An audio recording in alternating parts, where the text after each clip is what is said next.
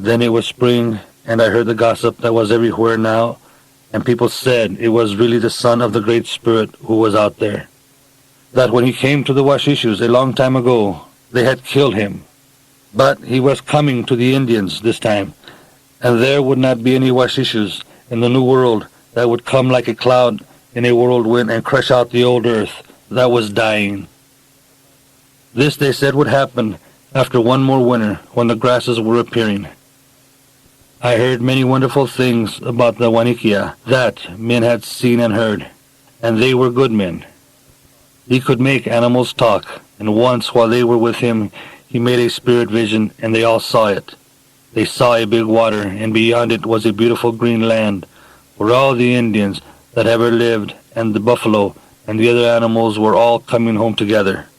Then the Wanikia, they said, made the vision go out, because it was not yet time for this to happen. After another winter, it would happen when the grasses were appearing. Good Thunder himself told me that, with the power of the Wanikia, he had gone to a buffalo skin teepee, and there his son, who had been dead a long time, was living with his wife, and they had a long talk together. This was not like my great vision, and I just went on working in the store. I was puzzled and did not know what to think. After a while, I heard that north of Pine Ridge they had held a dance, and that people who danced had seen their dead relatives and talked to them.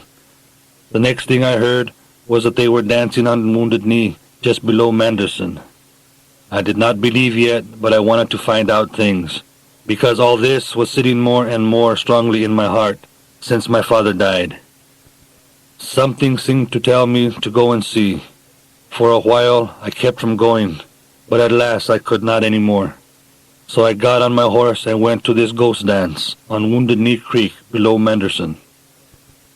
I was surprised and could hardly believe what I saw, because so much of my vision seemed to be in it. I sat there looking on and feeling sad. It all seemed to be from my great vision somehow, and I had done nothing yet to make the tree to bloom. Then all at once great happiness overcame me, and it all took hold of me right there. This was to remind me to get to work at once and help to bring my people back into the sacred hoop, that they might again walk the red road in a sacred manner, pleasing to the powers of the universe that are one power. I remembered how the spirits had taken me to the center of the earth and shown me the good things, and how my people should prosper. I remember how the 6 grandfathers had told me that through their power I should make my people live, and the holy tree should bloom. I believed my vision was coming true at last, and happiness overcame me. When I went to the dance, I went only to see and to learn what the people believed. But now I was going to stay and use the power that had been given me. The dance was over for that day, but they would dance again next day. I would dance with them. When Good Thunder and Kicking Bear came back in the spring from seeing the Wanikia, the Washishus at Pine Ridge put them in prison a while and then let them go. This showed the Washishus were afraid of something. In the moon of black cherries, many people were dancing at No Waters Camp on Clay Creek, and the agent came and told them to stop dancing. They would not stop, and they said they would fight for their religion if they had to do it. The agent went away, and they kept on dancing. They called him Young Man Afraid of Lakotas. Word came to us that the Indians were beginning to dance everywhere. The people were hungry and in despair, and many believed in the good new world that was coming. The Washishus gave us less than half the beef cattle they promised us in the treaty, and these cattle were very poor. For a while our people would not take the cattle because there were so few of them and they were so poor. But after a while they had to take them or starve to death. When I came back from the Burrolls, we heard that there were soldiers at Pine Ridge, and that others were coming all the time. Then one morning we heard that the soldiers were marching toward us, so we broke camp and moved west to Grass Creek. From there we went to White Clay and camped a while and danced. There came to us Fire Thunder, Red Wound, and the Young American Horse, with a message from the soldiers. that this matter of the ghost dance must be looked into, and that there should be rulings over it, and that they did not mean to take the dance away from us. But could we believe anything the Washishus ever said to us? They spoke with forked tongues. We moved in closer to Pine Ridge and camped. Many soldiers were there now, and what were they there for? There was a big meeting with the agent. He made a ruling that we could dance 3 days every moon, and the rest of the time we should go and make a living for ourselves somehow. He did not say how we could do that, but the people agreed to this. The next day, while I was sitting in a teepee with Good Thunder, a policeman came to us and said, "I was not sent here, but I came here for your good to tell you what I have heard, that they are going to arrest you too." Good Thunder thought we ought to go to the Burrells, who had a big camp on Wounded Knee below Manderson, so that evening we went. I spoke to the Burrells, and this is what I said. "My relatives, there is a certain thing that we have done. From that Wakan thing, we have had visions. In those visions we have seen, and also we have heard, that our relatives who have gone before us are in the other world that has been revealed to us, and that we too shall go there. They are right now with the Wanikia. If the Washishus want to fight us, let them do it.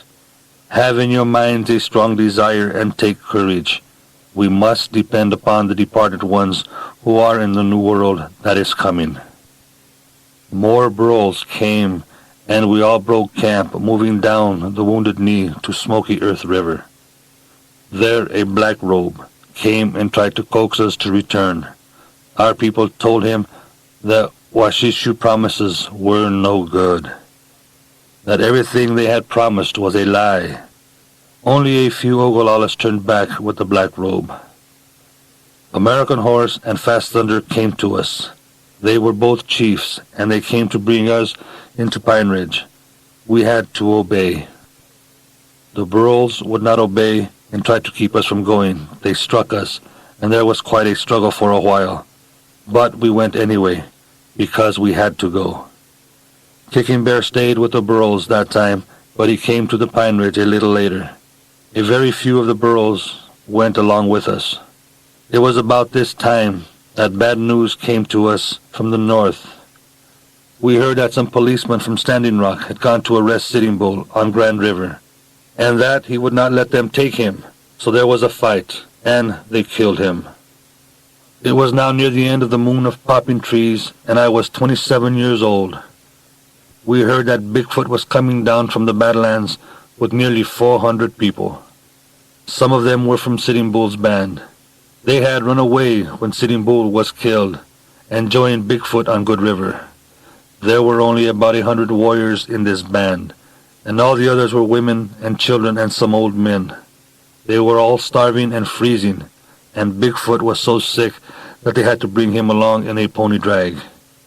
They had all run away to hide in the Badlands, and they were coming in now because they were starving and freezing. Soldiers were over there looking for them. The soldiers had everything and were not freezing and starving. Near Porcupine Butte, the soldiers came up on the Bigfoots, and they surrendered and went along with the soldiers to Wounded Knee Creek, where the Brennan story is now. It was in the evening when we heard that the Bigfoots were camped over there with the soldiers, about 15 miles by the old road from where we were. It was the next morning, and something terrible happened. That evening before it happened, I went into Pine Ridge and heard these things, and while I was there, soldiers started for where the Bigfoots were. These made about 500 soldiers that were there next morning. When I saw them starting, I felt that something terrible was going to happen. In the morning I went out after my horses, and while I was out I heard shooting off toward the east, and I knew from the sound that it must be wagon guns going off. The sounds went right through my body, and I felt that something terrible would happen. I painted my face all red, and in my hair I put one eagle feather for the one above. I started out alone on the old road that ran across the hills to Wounded Knee. I had no gun. I carried only the sacred bow of the west that I had seen in my great vision. I had gone only a little way when a band of young men came galloping after me. Then others were coming up, and some older men.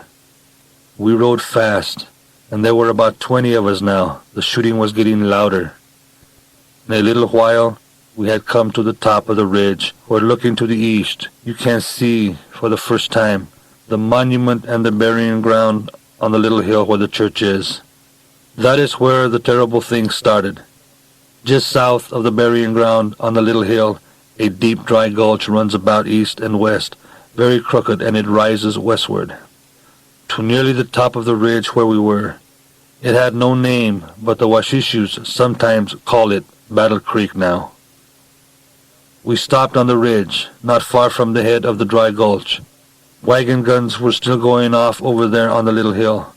There was much shooting down there, and there were many cries, and we could see cavalrymen scattered over the hills ahead of us. Cavalrymen were riding along the gulch and shooting into it, where the women and children were running away and trying to hide in the gullies and the stunted pines.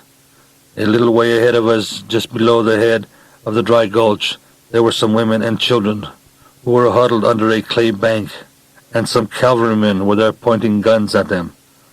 We stopped back behind the ridge, and I said to the others, "Take courage. These are our relatives. We will try to get them back." Then I rode over the ridge, and the others after me, and we were crying, "Take courage. It is time to fight." The soldiers who were guarding our relatives shot at us and then ran away fast. We got our relatives and sent them across the ridge to the northwest where they would be safe. I had no gun, and when we were charging, I just held the sacred bow out in front of me with my right hand. The bullets did not hit us at all. We found a little baby lying all alone near the head of the gulch. I could not pick her up just then, but I got her later, and some of my people adopted her. I just wrapped her up tighter in a shawl that was around her and left her there. It was a safe place, and I had other work to do. By now, many other Lakotas who had heard the shooting were coming up from Pine Ridge, and we all charged on the soldiers. They ran eastward toward where the trouble began. We followed. And what we saw was terrible. Dead and wounded women and children and little babies were scattered all along there, where they had been trying to run away. The soldiers had followed along the gulch as they ran and murdered them in there. Sometimes bunches of them had been killed and torn to pieces where the wagon guns hit them. I saw a little baby trying to suck its mother, but she was bloody and dead. There were 2 little boys at one place in this gulch. They had guns and they had been killing soldiers all by themselves. These boys were all alone there, and they were not hurt. They were very brave little boys. When we drove the soldiers back, they dug themselves in, and we were not enough people to drive them out from there. In the evening, they marched off up Wounded Knee Creek, and then we saw all that they had done. Men and women and children were heaped and scattered all over the hill where the soldiers had their wagon guns, and westward up the dry gulch all the way to the high ridge. The dead women and children and babies were scattered. When I saw this, I wished that I had died too, but I was not sorry for the women and children. It was better for them to be happy in the other world, and I wanted to be there too. But before I went there, I wanted to have revenge. I thought there might be a day, and we should have revenge. After the soldiers marched away, I heard from my friend, Dog Chief, how the trouble started. This is the way it was. In the morning, the soldiers began to take all the guns away from the Bigfoots. The people had stacked most of their guns and even their knives by the teepee where Bigfoot was lying sick. Soldiers were on the little hill and all around. The people were nearly surrounded, and the wagon guns were pointing at them. Some had not yet given up their guns, and so the soldiers were searching all the teepees, throwing things around and poking into everything. There was a man called Yellowbird, and he and another man were standing in front of the teepee where Bigfoot was lying sick. An officer came to search them. He took the other man's gun and then started to take Yellowbird's, but Yellowbird would not let go. He wrestled with the officer, and while they were wrestling, the gun went off and killed the officer. Wasishus and some others have said he meant to do this, but Dog Chief was standing right there, and he told me it was not so. As soon as the gun went off, an officer shot and killed Bigfoot, who was lying sick inside the teepee. Then suddenly nobody knew what was happening, except that the soldiers were all shooting and the wagon guns began going off right in among the people. There were only about 100 warriors, and there were nearly 500 soldiers. The warriors rushed to where they had piled their guns and knives. They fought soldiers with only their hands until they got to their guns. It was a good winter day when all this happened. The sun was shining, but after the soldiers marched away from their dirty work, a heavy snow began to fall. The wind came up in the night. There was a big blizzard, and it grew very cold. The snow drifted deep into the Crooked Gulch, and it was one long grave of butchered women and children and babies who had never done any harm and were only trying to run away. After the soldiers marched away, Red Crow and I started back toward Pine Ridge together, and I took the little baby that I told you about. Red Crow had one too. We were going back to Pine Ridge because we thought there was peace back home, but it was not so. While we were gone, there was a fight around the agency, and our people had all gone away. They had gone away so fast that they left all the teepees standing. It was nearly dark when we passed north of Pine Ridge. We rode into the camp, and it was all empty. We were very hungry because we had not eaten anything since early morning.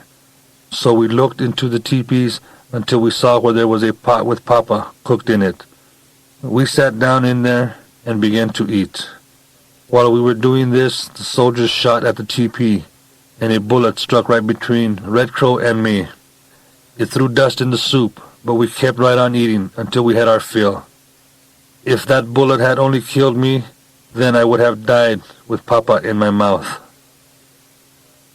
The people had fled down Clay Creek, and we followed their trail. It was dark now and late in the night.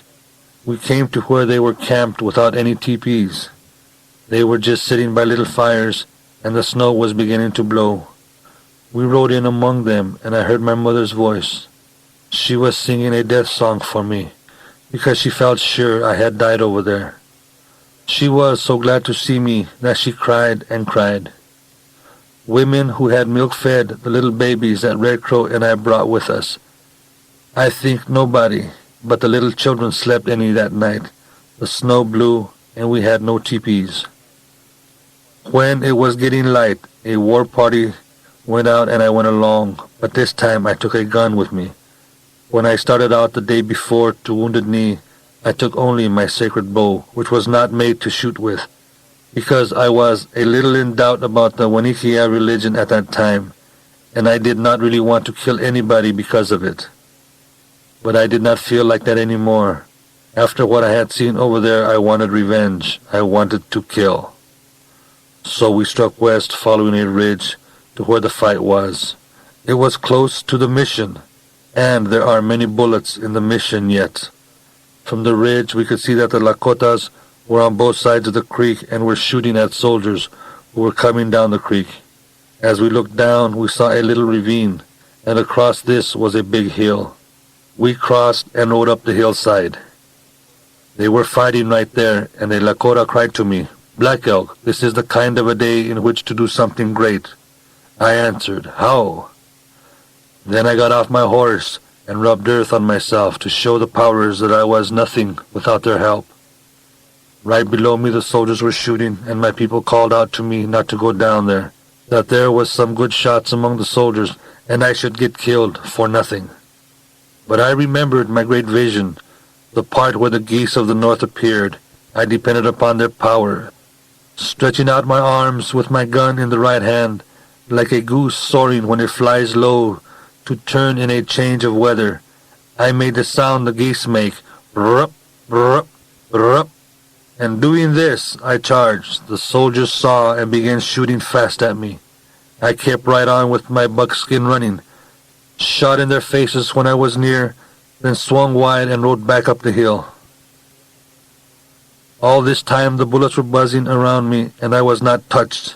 I was not even afraid. It was like being in a dream about shooting.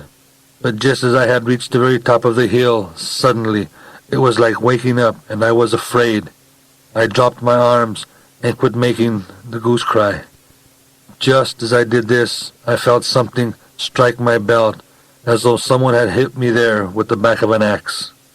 I nearly fell out of my saddle, but I managed to hold on and rode over the hill. An old man by the name of Protector was there, and he ran up and held me, for now I was falling off my horse. My insides were coming out. Protector tore up a blanket in strips and bound it around me so that my insides would stay in. By now I was crazy to kill, and I said to Protector, "Help me on my horse, let me go over there. It is a good day to die." "So I will go over there." But Protector said, "No, young nephew, you must not die today. That would be foolish. Your people need you. There may be a better day to die." He lifted me into my saddle and led my horse away downhill. Then I began to feel very sick. By now it looked as though the soldiers would be wiped out and the Lakotas were fighting harder. But I heard that after I left, the black Washish soldiers came and the Lakotas had to retreat. There was a man by the name of Little Soldier who took charge of me and brought me to where old Hollow Horn was. He was a very powerful bear medicine man, and he came over to heal my wound. In 3 days I could walk, but I kept a piece of blanket tied around my belly. It was now nearly the middle of the moon of frost in the teepee. We heard that soldiers were coming to attack us, so a party of about 60 of us started on the warpath to find them. My mother tried to keep me at home, because although I could walk and ride a horse, my wound was not all healed yet. But I would not stay, for after what I had seen at Wounded Knee, I wanted a chance to kill soldiers. Soon from the top of a little hill we saw wagons and cavalry guarding them. The soldiers were making a corral of their wagons and getting ready to fight. We got off of our horses and crept up to look at the camp. Some soldiers were bringing harnessed horses down to a little creek to water, and I said to the others, "If you will stay here and shoot at the soldiers, I will charge over there and get some good horses." They knew of my power, so they did this, and I charged on my buckskin while the others kept shooting. I got 7 of the horses, but when I started back with these, all the soldiers saw me and began shooting. They killed 2 of my horses, but I brought back 5 safe and was not hit.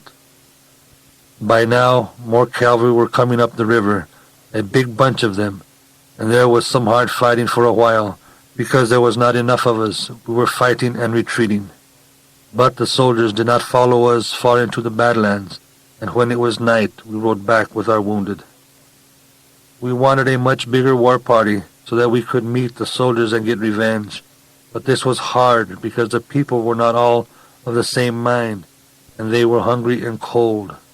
We had a meeting there and were all ready to go out with more warriors when Afraid of his horses came over from Pine Ridge to make peace with Red Cloud, who was with us there.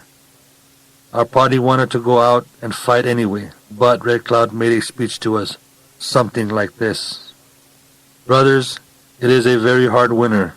The women and children are starving and freezing. If this were summer, I would say to keep on fighting to the end, but we cannot do this.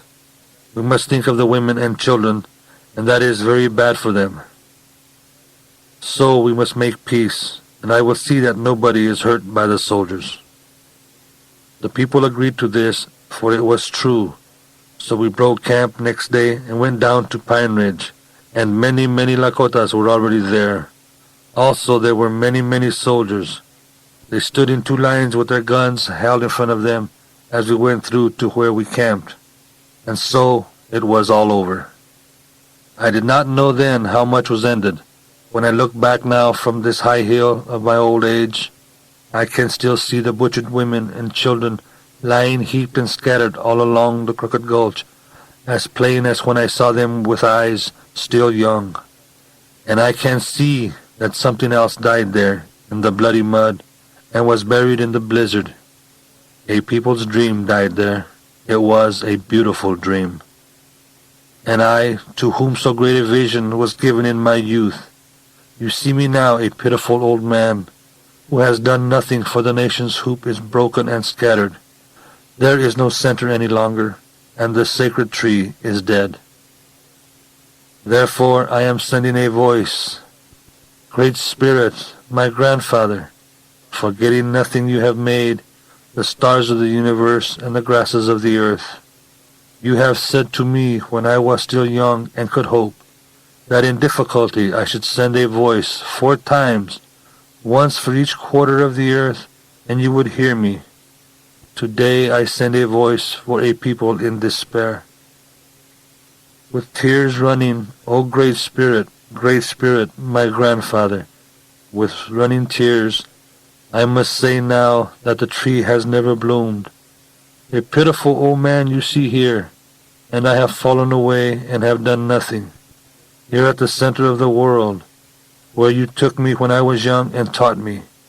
Here, old, I stand and the tree is withered. Grandfather, my grandfather. Again, and maybe the last time on this earth, I recall the great vision you sent me. It may be that some little root of the sacred tree still lives. Nourish it, that it may leaf and bloom and fill with singing birds. Hear me, not for myself, but for my people. I am old.